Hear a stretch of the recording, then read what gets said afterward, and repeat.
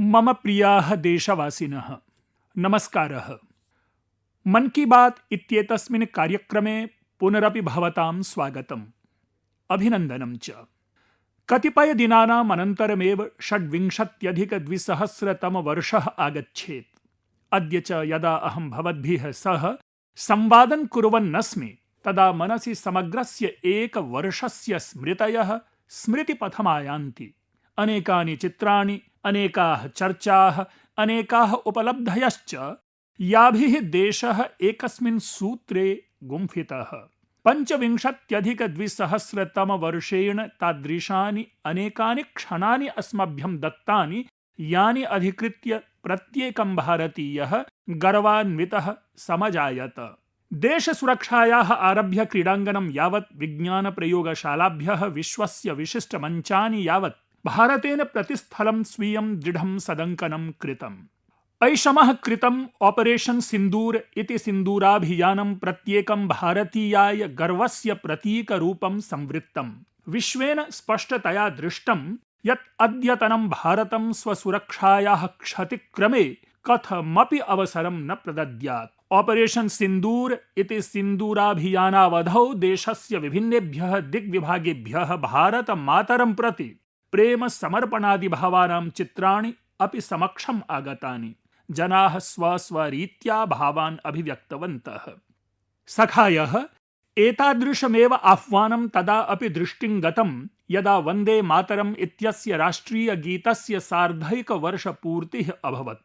अहं भवतः सर्वान् अपि साग्रहं #वन्दे मातरं 100 इत्युल्लेखेन सह स्वीय सन्देशान्, परामर्शान् च प्रेषयितुं निवेदितवान् आसम्।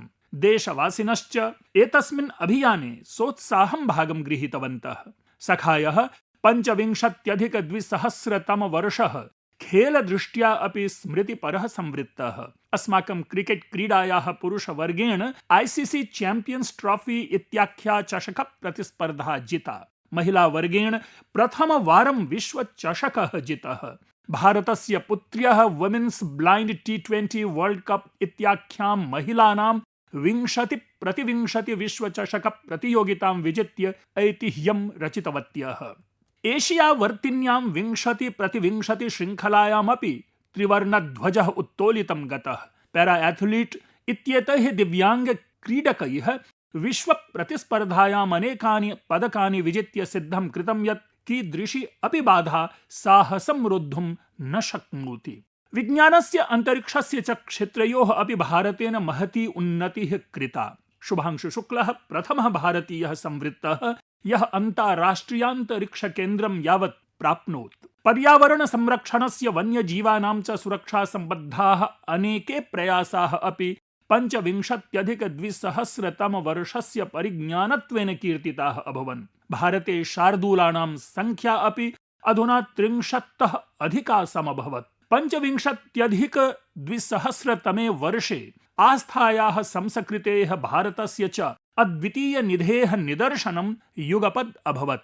वर्षस्य आरम्भे प्रयागराजे महाकुम्भस्य आयोजनेन समस्त विश्वं चकितीकृतम्। वर्षान्ते च अयोध्यायां राममन्दिरे ध्वजारोहण कार्यक्रमेण प्रत्येकं भारतीयः गर्वान्वितः जातः। स्वदेशनिर्मितमादाय अपि समस्तजनेषु महान् उत्साहः लक्षितं गतः। जनाः तानि एव वस्तूनि क्रीणन्तः सन्ति यस्य निर्मितौ कस्यापि भारतीयस्य स्वेदः स्यात्, यस्मिंश्च भारतस्य मृत्तिकायाः गन्धः स्यात्। वयमद्य सगर्वं कथयितुं शक्नुमः यत् 25,2000 वर्षेण भारताय इतोपि अधिकः आत्मविश्वासः प्रदत्तः। एतत् कथनमपि सम्यक् यदेतस्मिन् वर्षे प्राकृतिकापदः अपि अस्माभिः सम्मुखीकृताः, अनेकक्षेत्रेषु वस्तुतः सम्मुखीकृताः।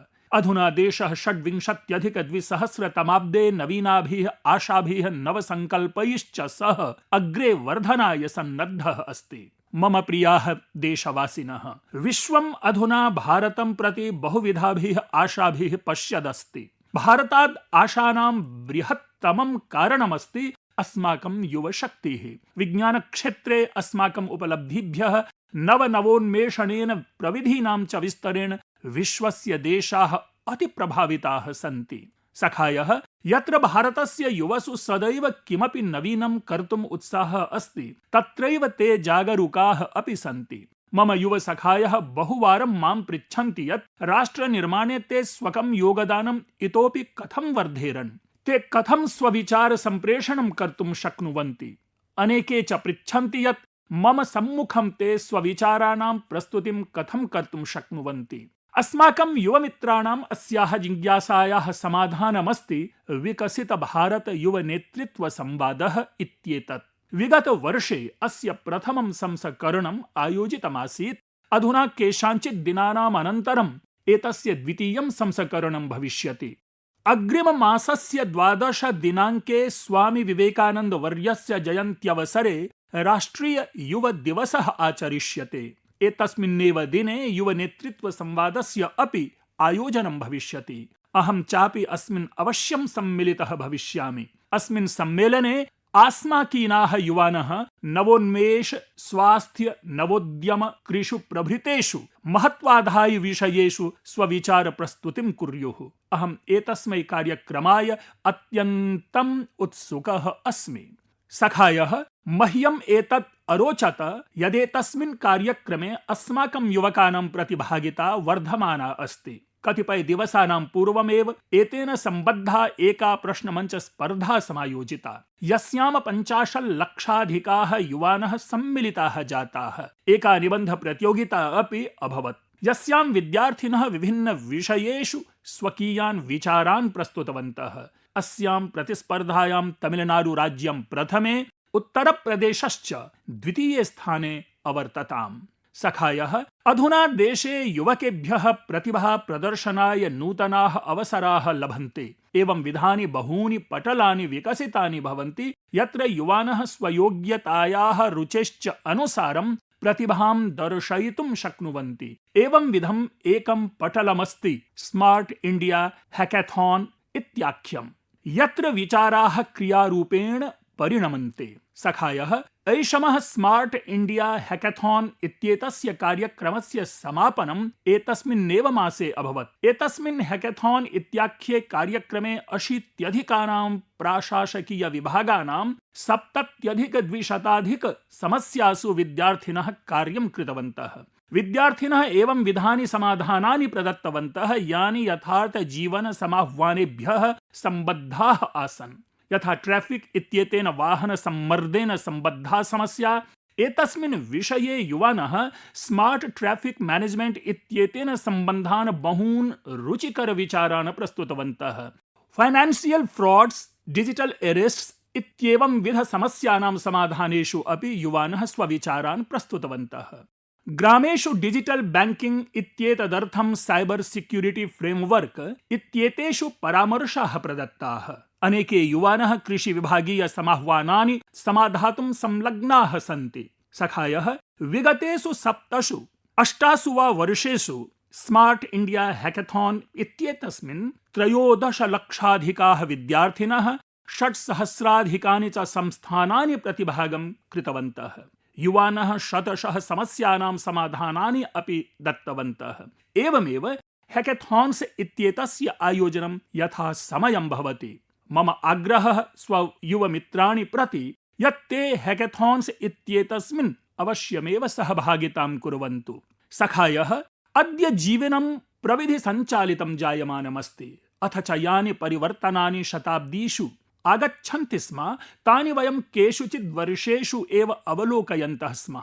बहुवारं केचन चिन्तां कुर्वन्ति यत् यन्त्रादीनि कदाचित् मनुष्याणामेव स्थानं स्वीकुर्युः। एवं परिवर्तनमान समये मानव विकासार्थं स्वमूलेन सम्बद्धता महती अनिवार्या अस्ति। अहमेतद् वीक्ष्य अत्यन्तं प्रसीदामि यत् अस्माकम् आगामि सन्ततिः स्वसंस्कृतेः मूलानि सम्यक्तया गृह्णाति, नवविचारैः सह नवविधिना च सह।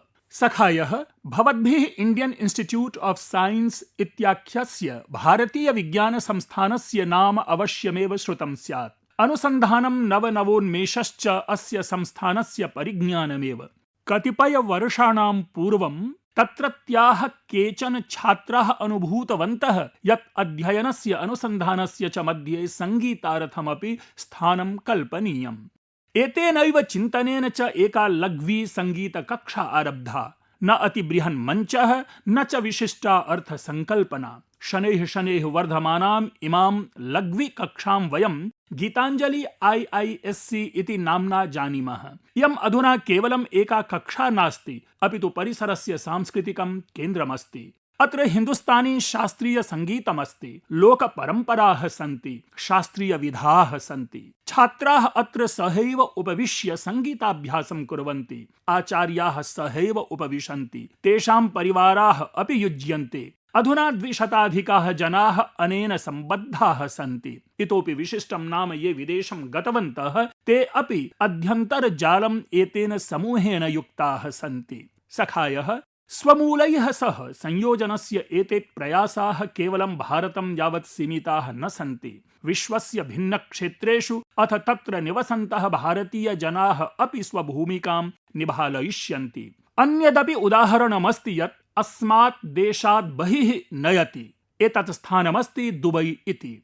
तत्र निवसन्तः कन्नडपरिवाराः आत्मनः एकम् आवश्यकं प्रश्नम् अपृच्छन्। अस्माकं बालाः टेक् वर्ल्ड इत्येतस्मिन् प्रविधि जगति अग्रे सरन्ति, परं क्वचित् ते स्वभाषायाः दूरत्वं तु न आप्नुवन्ति। इतः एव जन्म अभवत् कन्नड पाठशाले इत्येतस्याः पाठशालायाः। एकः एतादृशः प्रयासः यत्र बालेभ्यः कन्नड इति भाषायाः पाठनस्य, शिक्षणस्य, लेखनस्य, वाचनस्य च प्रशिक्षणं प्रदीयते। साम्प्रतम् एतेन पदक्षेपेन सह सहस्राधिकाः बालाः संयोजिताः सन्ति। कन्नडानाडु नुडि नम्मा हेम्मे अर्थात् कन्नड इत्येतस्य भूमिः अथ भाषा अस्माकं गौरवमस्ति। सखायः एका प्राचीना लोकोक्तिः अस्ति, यत्र अभिरुचिः तत्र मार्गः। एषा लोकोक्तिः पुनः सफलीकृता मणिपुरस्य एकः युवजनः मोइराङ्ग थेमसेठ महोदयः। अस्य महोदयस्य आयुः 40 वर्षेभ्यः अल्पमस्ति। मोइराङ्ग थेम महोदयः मणिपुरस्य यस्मिन् सुदूरक्षेत्रे निवसति स्म तत्र विद्युदापूर्तेः गभीरा समस्या आसीत्। एतत् समाह्वानं समुत्तरितुं सः स्थानीयनिराकरणे बलं प्रदत्तवान्, अथ सौरोर्जायां निराकरणं प्राप्तवान्। अस्माकं मणिपुरक्षेत्रे सौरोर्जायाः उत्पादनं सरलमस्ति। तर्हि मोइराङ्ग थेम महोदयः सौरोर्जा संयन्त्राणां स्थापनस्य अभियानं प्रचालितवान्। अथ एतेन अभियानेन साम्प्रतं तस्य क्षेत्रस्य 100-प्यधिकेषु गृहेषु सौरोर्जा सम्प्राप्ता। ध्यानास्पदं तथ्यमिदं यत् सः सौरोर्जायाः उपयोगं वृत्तिं, स्वास्थ्यक्षेत्रं च सुदृढीकर्तुं कृतवान्। साम्प्रतं तस्य प्रयासैः मणिपुरे नैकस्वास्थ्यकेन्द्रेभ्यः सौरोर्जा प्रदीयते। तस्य एतेन कार्येण मणिपुरस्य नारीशक्तिः अत्यधिकलाभान्विता जाता। स्थानीयमत्स्यपालकाः, कलाकाराश्च एतेन साहाय्यं प्राप्नुवन्ति। सखायः अद्य प्रशासनं PM सूर्यघर मुफ्त बिजली योजना इत्येतस्याः योजनायाः अन्तर्गतं लाभार्थी परिवारेभ्यः सौरोर्जा संयन्त्राणि स्थापयितुं प्रायः 75 80 सहस्र रूप्यकाणि प्रयच्छति। मोइराङ्ग थेम महोदयस्य एते प्रयासाः वैयक्तिकाः सन्ति, परं सौरोर्जया सह सम्बद्धाय प्रत्येकस्मै अभियानाय नूतन गतिं प्रददति। अहं मन की बात इत्येतस्य कार्यक्रमस्य माध्यमेन तस्मै शुभकामनाः यच्छामि। मम प्रियाः देशवासिनः, साम्प्रतं वयं जम्मू-कश्मीरं प्रति सरामः। जम्मू-कश्मीरप्रदेशस्य सांस्कृतिकरिक्थस्य, ऐतिहासिकरिक्थस्य च एकां गाथां भवतां समक्षं प्रस्तौमि, यां श्रुत्वा भवन्तः गौरवान्विताः भविष्यन्ति। जम्मू-कश्मीरस्य बारामुला क्षेत्रे जेहनपोरा नामकम् एकं क्षेत्रमस्ति। अत्र जनाः कतिपयेभ्यः वर्षेभ्यः कानिचित् वप्राणि पश्यन्ति स्म। सामान्य वप्राणां विषये कोऽपि न जानाति स्म यत् एतानि कानि सन्ति। तदनन्तरं पुरातत्त्वविज्ञस्य दृष्टिः अत्र गता। यदा सः एतत् क्षेत्रं ध्यानपूर्वकं दृष्टवान् तदा एतानि वप्राणि विभिन्नत्वेन दृष्टानि। अनन्तरम् एतेषां वप्राणां वैज्ञानिकम् अध्ययनम् आरब्धम्। ड्रोन् इत्येतेषां यन्त्राणां माध्यमेन चित्राणि सङ्गृहीतानि, धरायाः मापनमपि कृतम्, अथ कानिचन आश्चर्यकारि तथ्यानि समक्षमागतानि।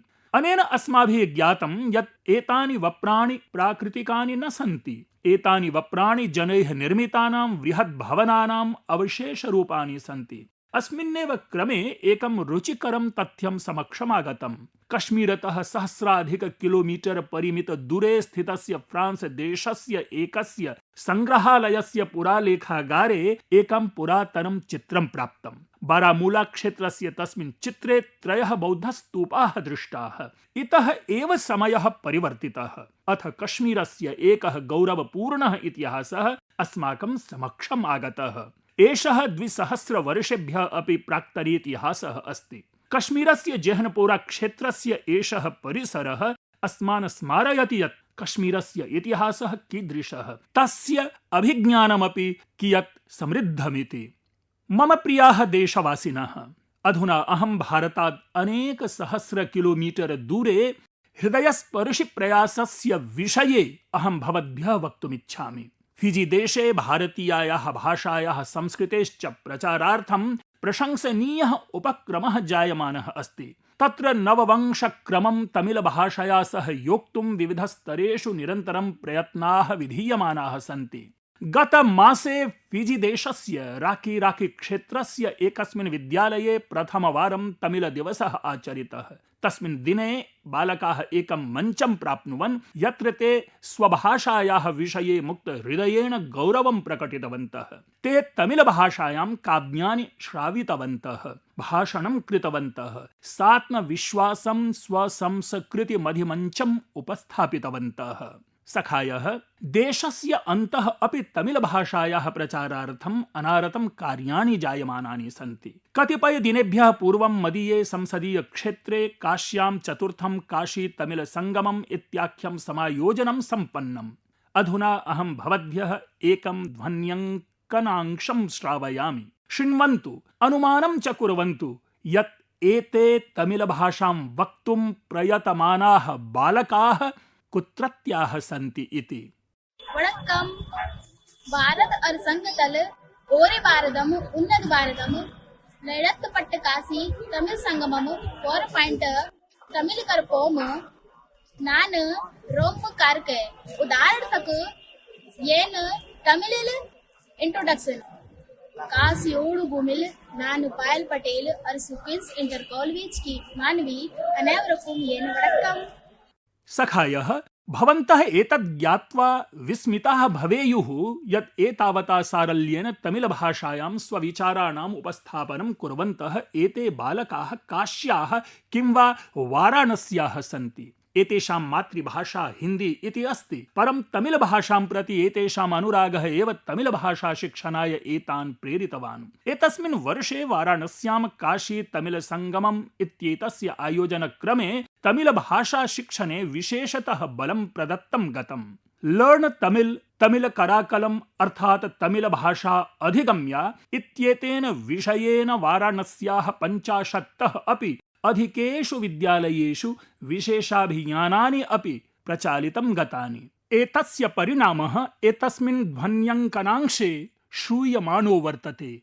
एन्नपेर वैष्णव नान निवेदिता शिक्षा सदन बालिका इंटर कॉलेज वाराणसी पढ़िक्किरेन नान काशी तमिल करकलाम 4.0 ला तमिल भाषा टिक्कावुम इल्लुवम करेन इंधा वयपुक्क पराधान नरेंद्र मोदी अवगलेगु नान नन्टी सोलिगरेन।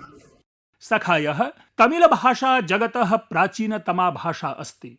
तमिल साहित्यमपि अत्यन्तं समृद्धमस्ति। मन की बात इत्येतस्मिन् कार्यक्रमे काशी तमिल संगमम् इत्यत्र भागं ग्रहीतुं मया भवन्तः अनुरुद्धाः आसन्। अहं प्रसन्नः अस्मि यदद्य देशस्य अन्येषु भागेषु अपि बालकेषु युवजनेषु च तमिल भाषां प्रति नूतना रुचिः आलक्ष्यमाणा अस्ति। एतदेव भाषायाः बलम्, एतच्च भारतस्य ऐक्यम्। सखायः आगामि मासे वयं देशस्य 77तमं गणतन्त्र दिवसम् आचरिष्यामः। यदा अपि एतादृशाः अवसराः आयान्ति तदा अस्माकं हृदयं स्वातन्त्र्यवीरान् संविधान निर्मातॄंश्च प्रति कृतज्ञतायाः भावेन पूर्णं भवति। अस्माकं देशः स्वातन्त्र्यार्जनार्थं दीर्घकालं यावत् संघर्षं कृतवान्। स्वतन्त्रतान्दोलनक्रमे देशस्य प्रत्येकभागस्य जनाः स्वयोगं विहितवन्तः।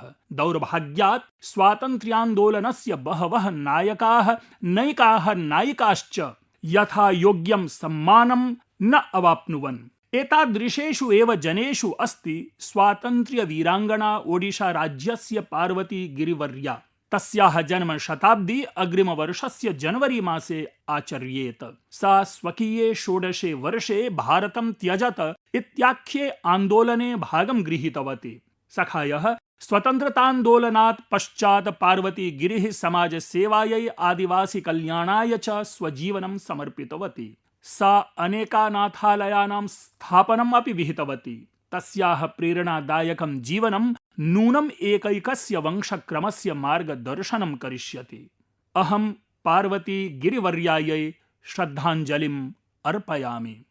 सखायः अस्माकं दायित्वमस्ति यद् वयं स्वरिक्थजातं न विस्मरेम इति। स्वतन्त्रता प्रापकाणां नायक नायिकानां महतीं गाथां वयम् अग्रिमवंशक्रमं यावत् प्रसारयेम।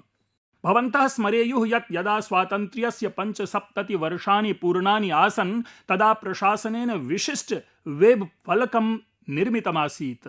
तत्र एकः विभागः अगीताः नायकाः इत्येतेभ्यः समर्पितः आसीत्। अद्यत्वे अपि एतस्मिन् वेब फलके गत्वा भवन्तः तेषां महनीयानां विभूतीनां विषये ज्ञातुं शक्नुवन्ति येषां देशाय स्वातन्त्र्यप्रापणार्थं महती भूमिका आसीत्। मम प्रियाः देशवासिनः, मन की बात कार्यक्रमस्य माध्यमेन समाजकल्याण सम्बद्धान् महत्वाधायि विषयान् परिचर्चितुम् उत्तमः अवसरः एकः अस्मभ्यं लभ्यते। अद्य अहम् एकस्मिन् तस्मिन् विषये वक्तुमिच्छामि यः अस्माकं सर्वेषां कृते चिन्ता विषयः जातः। ICMR अर्थात् Indian council of medical research इत्येतत् संस्थानं नातिचिरमेव एकं प्रतिवेदनं प्रकाशितवत्। तत्र सूचितं यत् निमोनिया रोगस्य UTI इति मूत्रमार्गं संक्रमण प्रभृतीनां कतिपयानां रोगाणां विरुद्धं प्रयुज्यमानाः औषधयः दुर्बलाः सिद्ध्यन्ति। एतदस्माकं सर्वेषां कृते अत्यन्तं चिन्ताजनकमस्ति। प्रतिवेदनानुसारं तस्य प्रमुखं कारणं जनैः अविवेकपूर्वकं प्रतिजैविकौषधयः न तादृशाः भवन्ति याः यथाकामं ग्राह्याः। एतासां प्रयोगः वैद्यस्य परामर्शे नैव करणीयः। अद्यत्वे जनाः एवं मन्यन्ते यत् केवलम् एकां गोलिकां गृह्णन्तु सर्वाः पीडाः निवर्तते इति।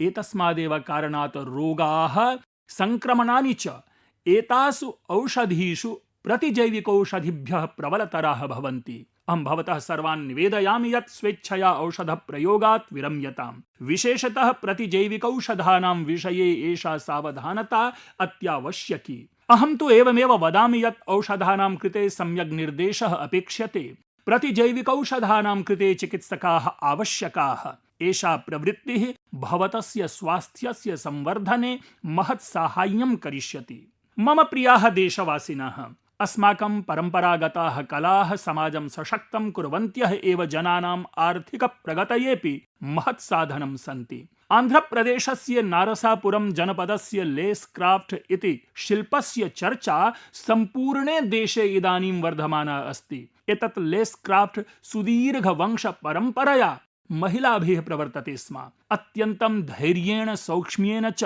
देशस्य नारीशक्त्या अस्य संरक्षणं कृतम्। अद्य तु एषा परम्परा नूतनचाक्यचिक्येन सह अग्रे नीयते। आन्ध्रप्रदेश राज्य प्रशासनं नाबार्ड इत्येतया संस्थया सह सम्भूय शिल्पिभ्यः नूतन सौन्दर्यशिल्पं शिक्षयति, उत्तमं कौशलप्रशिक्षणं ददाति, नूतन विपणि समवायैश्च तान् संयोजयति। नारसापुरं लेस् शिल्पः GI टैग इति मानकमपि प्राप्तवान्। अद्य अस्मात् शिल्पात् 500 अधिकाः उत्पादाः निर्मीयन्ते। तथा च 50-200 ग्रामेषु प्रायः लक्षमिताः महिलाः अस्मादेव कार्यलाभं प्राप्नुवन्ति।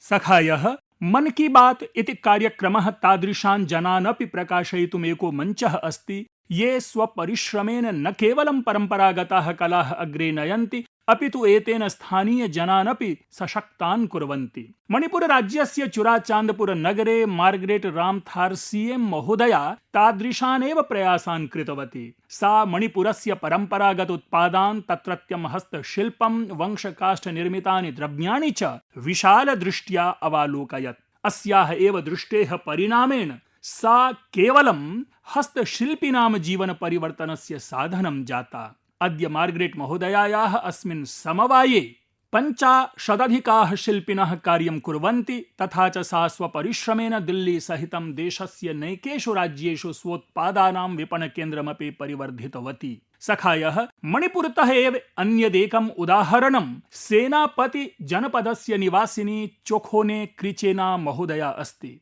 तस्याः सम्पूर्णं कुटुम्बं परम्परागत कृषिकर्मणि संलग्नं दृष्टम्। क्रिचेना महोदयया तु अस्य परम्परागतानुभवस्य अधिकः विस्तारः कृतः। सा पुष्पकृषिं स्वजीवनोत्साहरूपेण पर्यनमयत्। अद्य सा अनेन कार्येण विभिन्नानि विपणिकेन्द्राणि संयोजयति, अपि च स्वप्रदेशस्य स्थानीय समुदायान् अपि समर्थान् करोति। सखायः एतानि उदाहरणानि अस्य बोधकानि सन्ति यत् यदि परम्परागतं ज्ञानम् आधुनिकदृष्ट्या समम् अग्रे नीयते तर्हि तानि आर्थिकप्रगतये महत्साधनानि भवन्ति। भवतः प्रतिवेशे अपि यदि एतादृश्यः साफल्यकथाः सन्ति तर्हि ता मया सह वार्तापटले आनयन्तु। सखायः अस्माकं देशस्य सर्वाधिकं सुन्दरं वैशिष्ट्यम् एतदस्ति यत् वर्षपर्यन्तं सर्वदा देशस्य कस्मिंश्चिदपि भागे उत्सवमयं दृश्यं भवत्येव। विभिन्नानि पर्वाणि तु भवन्ति एव। विभिन्नानां राज्यानां स्थानीयोत्सवाः अपि अनारतम् आयोज्यन्ते। अतः भ्रमणाय यदि भवद्भिः मनः प्रेर्यते तर्हि सर्वदा देशस्य कश्चनपि प्रदेशः स्वकीय विशिष्टोत्सवेन सह सज्जः उपलभ्यते। एतादृशः एव एकः उत्सवः इदानीं कच्छस्य रणप्रदेशे प्रवर्तते। अस्मिन् वर्षे कच्छ रणोत्सवस्य आरम्भः नवेम्बर् मासस्य 23 दिनाङ्के अभवत्, यः फेब्रुवरी मासस्य 20 दिनाङ्कपर्यन्तं प्रवर्तिष्यते। अत्र कच्छ प्रदेशस्य लोकसंस्कृतिः, लोकसङ्गीतं, नृत्यं, हस्तशिल्पस्य च वैविध्यं प्रदर्श्यते। कच्छस्य श्वेतरणस्य भव्यतायाः दर्शनं स्वयमेव सुखदः अनुभवो भवति। रात्रौ यदा श्वेतरणस्य उपरि चन्द्रिकाप्रसारः भवति तदा तत्र दृश्यं मनोमुग्धकारी भवति। रणोत्सवस्य टेंट सिटी इति शिबिरनगरम् अत्यन्तं लोकप्रियमस्ति। मया ज्ञातं यत् गतैकमासे एव इदानीं यावत् 2 लक्षाधिकाः जनाः रणोत्सवे सहभागित्वं कृतवन्तः सन्ति। एते देशस्य सर्वेभ्यः दिग्विभागेभ्यः आगताः, विदेशेभ्यः अपि जनाः आगताः। यदा कदाचित् अवसरः लभ्यते तदा एतादृशेषु उत्सवेषु अवश्यं सहभागी भवत, भारतस्य वैविध्यस्य आनन्दं च अनुभवत। सखायः 25-20-100 वर्षे मन की बात इति कार्यक्रमोऽयम् अन्तिमः प्रवाहः अस्ति। अधुना वयं 26-20-100 वर्षेऽपि एवमेव उत्साहेन, आत्मीयत्वेन च सह आत्मनः मनसः संवादं कर्तुं मन की बात इति कार्यक्रमे अवश्यं पुनः मेलिष्यामः। नूतनाः ऊर्जाः, नूतनाः विषयाः, प्रेरणया परिपूर्णाः देशवासिनाम् अपरिगणिताः गाथाश्च मन की बात कार्यक्रमे अस्मान् सर्वान् संयोजयन्ति। प्रतिमासं मम समीपम् एतादृशाः अनेके सन्देशाः आगच्छन्ति, येषु जनाः विकसित भारत विषयकं स्वदृष्टिं प्रकाशयन्ति। जनैः प्रदत्तान् परामर्शान् तथा च अस्यां दिशायां तेषां प्रयत्नान् अवलोक्य मम विश्वासः अधिकाधिकं दृढीभवति। यदा एते सर्वे विचाराः मम समीपम् आगच्छन्ति तदा विकसित भारतस्य सङ्कल्पः अवश्यं सिद्धिं यास्यति इति मे बलवत् विश्वासः। एषः विश्वासः अनुदिनं वर्धते एव। 26-20-100 वर्षम् अस्यां सङ्कल्पसिद्धि यात्रायाम् एकं महत्वपूर्णं सोपानं भवतु। भवतां च कुटुम्बस्य जीवनं सुख समृद्धियुतं भवतु। एतादृशीं कामनां कृत्वा अस्याः प्रसक्तेः सौप्रस्थानात् पूर्वम् अवश्यमेव वक्ष्यामि, फिट इंडिया मूवमेंट इत्यनेन भवद्भिरपि स्वस्थैः एव भवितव्यम्। शीतकालस्य अयं समयः व्यायामाय अत्यन्तम् उपयुक्तः अस्ति, अतः व्यायामम् अवश्यं कुरुत। भवद्भ्यः सर्वेभ्यः षड्विंशत्यधिकविंशतिशततमवर्षस्य हार्दिकाः शुभाशयाः। धन्यवादः। वन्दे मातरम्।